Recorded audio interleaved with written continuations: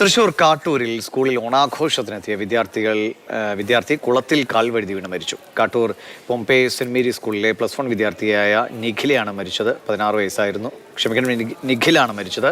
സ്കൂളിന് സമീപത്തെ കുളത്തിൽ സുഹൃത്തുക്കളോടൊപ്പം കുളിക്കാൻ പോയപ്പോഴാണ് അപകടം പറ്റിയത്. MS ലിഷോയ് വിവരങ്ങൾ നൽകും. ലിഷോയ്, എപ്പോഴാണ് അപകടം സംഭവിച്ചത്?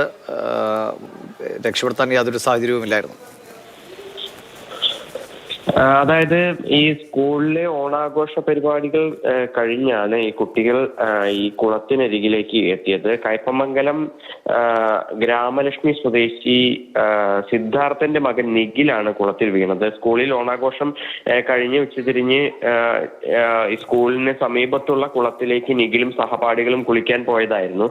നീന്തൽ അറിയാത്തതിനാൽ നിഖിൽ കരക്കിരിക്കുകയായിരുന്നു. അതിനിടയിലാണ് കാൽ വഴുതി നിഖിൽ കുളത്തിലേക്ക് വീണത്. രക്ഷപ്പെടുത്താൻ മറ്റു വിദ്യാർത്ഥികൾ ശ്രമിച്ചുവെങ്കിലും സാധിച്ചില്ല.